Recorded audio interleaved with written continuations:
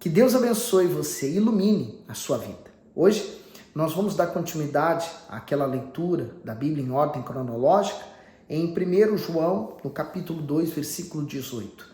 Você gosta desse conteúdo? Então dá o seu gosto, você vai nos ajudar a evangelizar por meio desse canal. E partilhe o vídeo também, tá bom? Senhor Deus, louvado seja o teu nome e peço que o Senhor tenha misericórdia de nós. Queremos ouvir e entender a tua palavra, por isso abre o nosso entendimento, despertando nossa fé e falando conosco. Senhor, abençoa essa pessoa que está acompanhando comigo essa meditação, que a luz do Senhor esteja sobre a vida dela. Amém. Então, 1 João, capítulo 2, versículo 18. Filhinhos, é já a última hora, e como ouviste que vem o anticristo, também agora muitos se têm feito anticristos, por onde conhecemos que é já a última hora. Nós falamos isso há pouco, que a última hora, ela começou a partir do momento em que o Senhor Jesus subiu aos céus. Então, a qualquer momento pode ser a volta do Senhor Jesus e o diabo vem levantando anticristos, né? Esse anticristo que ele fala aqui eram aquelas pessoas que pregavam contra Jesus, né? Que traziam uma nova ideologia, e tudo que foge ao sacrifício do Senhor Jesus, ou que foge à salvação no Senhor Jesus, é criado pelo anticristo, né? O anticristo, o nome diz anti, ele quer desvirtuar a necessidade de um salvador. Por isso que uma das pregações que o diabo fala muito é que nós somos deuses de nós mesmos, que não precisamos de outro Deus. No 19 diz, saíram de nós, mas não eram de nós, porque se fossem de nós, ficariam conosco, mas isto é, para que se manifestasse que não são todos de nós. O comentário do 18 e 19, muitos se têm feito anticristos. O anticristo terá muitos predecessores, ou seja, muitas pessoas se levantarão no meio da própria igreja, a fim de preparar o caminho para a manifestação do mal. Embora elas tenham aparência piedosa e fiel, não pertencem à igreja espiritual do Senhor Jesus. Afinal, não passam de falsos profetas e falsos mestres com uma conduta oposta à santidade e à fé genuína. Além disso, são corruptoras da verdade, que estão a serviço das trevas para escandalizar, enganar e esfriar outros com respeito à salvação. Nessas perseguições, permitidas pelo Altíssimo, os verdadeiros convertidos são purificados. Portanto, cuidado para você não cair na fé e se tornar um instrumento do diabo para semear discórdia, malícia e divisão no reino de Deus, pois isso tem séria advertência no juízo divino. Então eram pessoas que a primeiro momento estavam no meio da igreja, né, se converteram, porém eles tinham outras intenções que não foram supridas naquele momento, então eles começaram a criar, desvirtuar, né? Aliás, olha, bem fácil de entender. O próprio Satanás, quando se rebelou contra Deus, ele não caiu sozinho, ele levou a terça parte dos anjos. Então, a mesma coisa, o anticristo, ele vai então convencer as pessoas a segui-lo num plano louco e dissimulado para a destruição. E muitos vão seguir, porque não pensam. 20. E vós tendes a unção do santo, e sabeis todas as coisas. Não vos escrevi porque não sabesseis a verdade, mas porque a sabeis, e porque nenhuma mentira é da verdade. Quem é mentiroso, senão aquele que nega que Jesus é o Cristo? É o anticristo, esse mesmo que nega o Pai e o Filho. Então, ele explica quem são os anticristos, né? Porque ele era mentiroso, ele engana, e ele nega que Jesus é o Cristo, quer dizer, que Jesus era o Messias. Então, por isso que havia na igreja, naquele tempo, muitos judeus que queriam voltar com as tradições religiosas judaicas para tentar confirmar o seu salvamento, dizendo que Jesus não era suficientemente poderoso para nos salvar. E aí ele diz no 23, qualquer que nega o Filho também não tem o Pai, mas aquele que confessa o Filho tem também o Pai. Portanto, o que desde o princípio ouviste, permaneça em vós. Se em vós permanecer o que desde o princípio ouviste, também permanecereis no Filho e no Pai. E esta é a promessa que ele nos fez, a vida eterna. Então, nós vivemos por isso. Por isso que os evangelhos, nós temos ali tudo que nós precisamos para nos tornar a igreja do Senhor Jesus nos dias de hoje. Se nós seguirmos e obedecermos o que está ali escrito, nós teremos comunhão com Deus e a vida eterna no porvir. 26. Estas coisas vos escrevi acerca dos que vos enganam, e a unção dos que vos recebestes dele fica em vós, e não tendes necessidade de que alguém vos ensine. Mas, como a sua unção vos ensina todas as coisas, e é verdadeira, e não é mentira, como ela vos ensinou, assim nele permanecereis. Comentário do 27. A unção vos ensina todas as coisas. O Espírito Santo é o mestre do ensino. Ninguém que se submete à sua direção será conduzido ao erro. Por isso, aquele que tem o Espírito de Deus recebe poder para vencer o mal e a si mesmo, além da sua perfeita influência, a santidade, a justiça e a obediência absoluta ao Senhor. No 28. E agora, filhinhos, permanecei nele, para que quando ele se manifestar, tenhamos confiança e não sejamos confundidos por ele na sua vinda. Se sabeis que ele é justo, sabeis que todo aquele que pratica a justiça é nascido dele. O comentário é nascido dele. Assim como o Senhor Jesus é justo, aquele que é nascido de Deus manifesta a sua justiça e se destaca neste mundo pela sua retidão. Em contrapartida, quem ainda não foi regenerado mantém sua natureza terrena, que faz oposição ao Altíssimo. Dessa forma, mesmo que essa pessoa esteja dentro da igreja ou tenha conhecimentos bíblicos, será inclinada a satisfazer os desejos da sua carne, como desonestidade, mentira, hipocrisia, entre outros. O Senhor Jesus falou da importância do nascer de novo, ele falou necessário é. Quer dizer, não é uma opção para a igreja do Senhor Jesus hoje, é uma necessidade. Então, a pessoa que está na igreja, mas não busca o novo nascimento, ela então está desprezando a palavra de Deus, porque foi o próprio Senhor Jesus que disse que é necessário. 1 João 3. Vede quão grande amor nos tem concedido o Pai, que fôssemos chamados filhos de Deus, por isso o mundo não nos conhece, porque não o conhece a Ele. Comentário, chamados filhos de Deus. O amor divino é tão extraordinário que o Altíssimo concede ao ser humano o título mais nobre que ele poderia receber, Filho de Deus.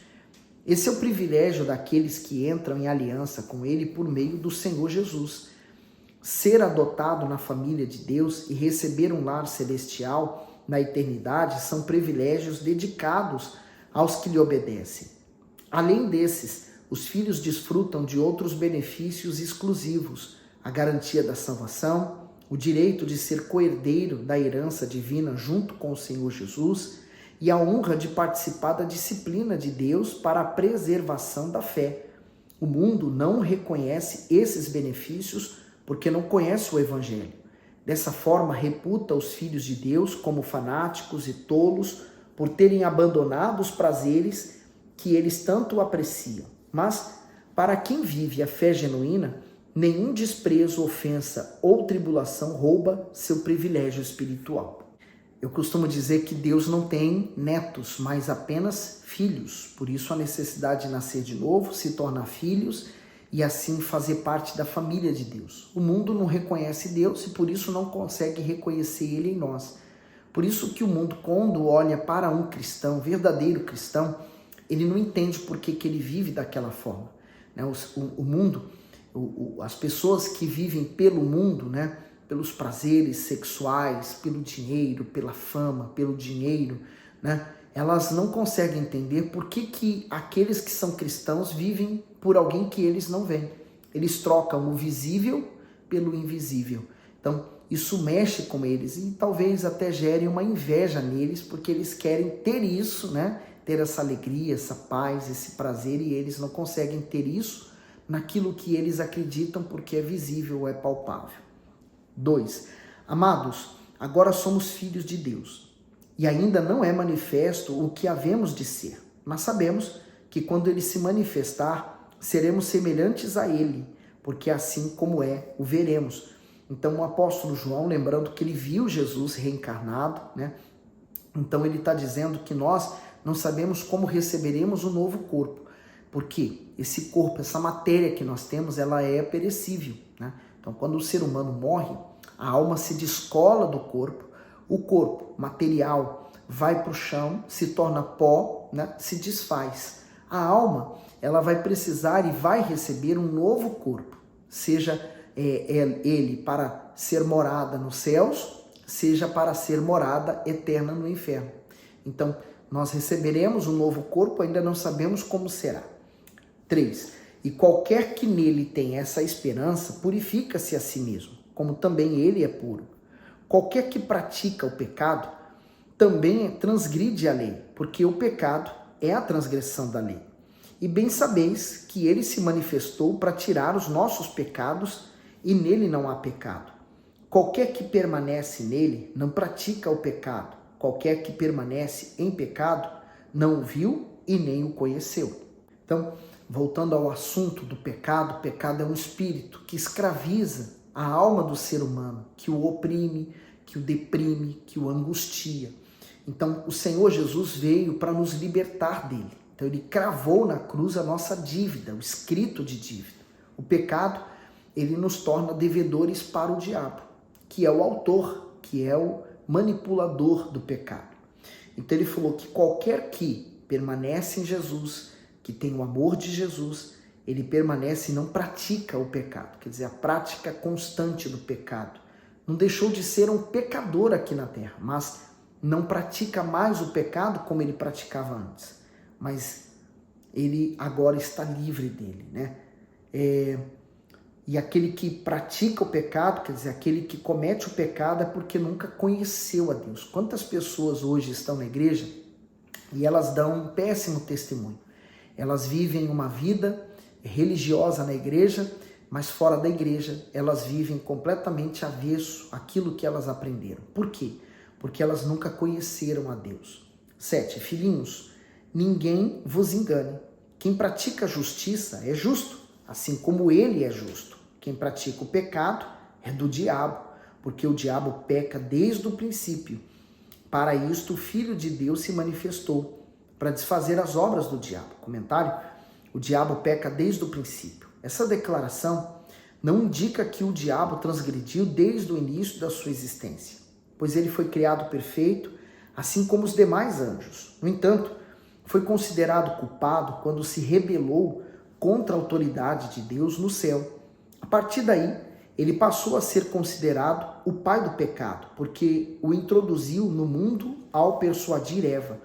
Portanto, o pecado é a recusa voluntária do ser humano em obedecer à voz de Deus.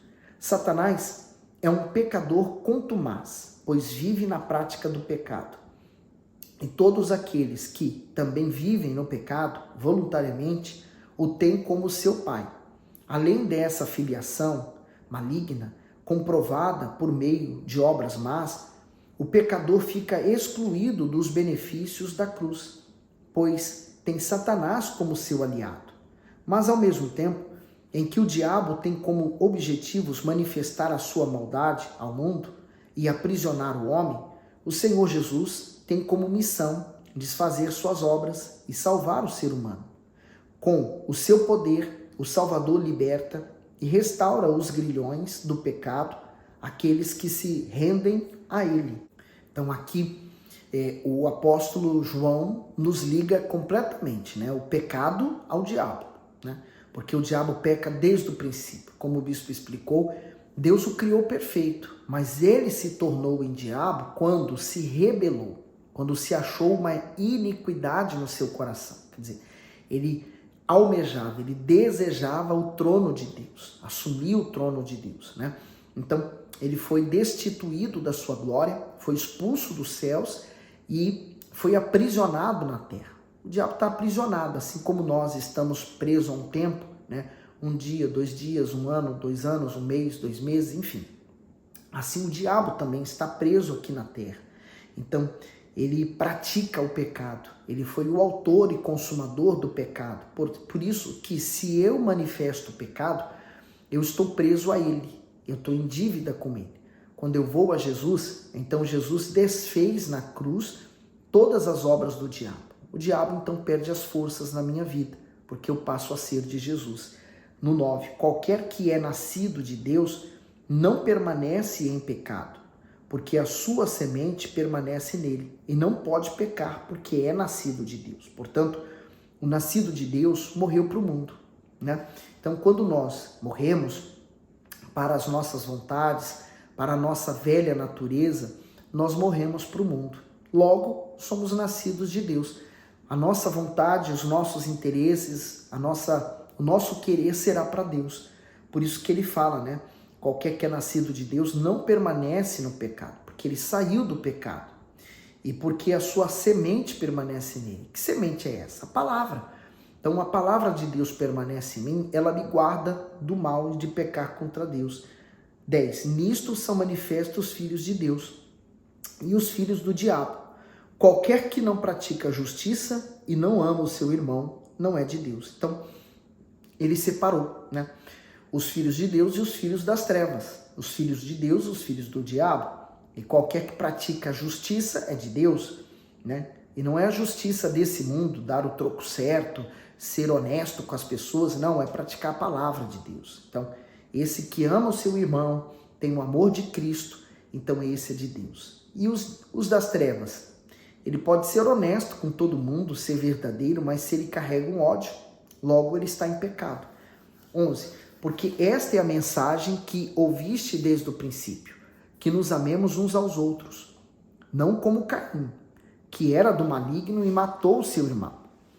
E por que causa o matou? Porque as suas obras eram más e as do seu irmão justas. O comentário, não como Caim. Toda pessoa que tem ódio dentro de si possui o mesmo princípio de Caim, que matou o seu irmão.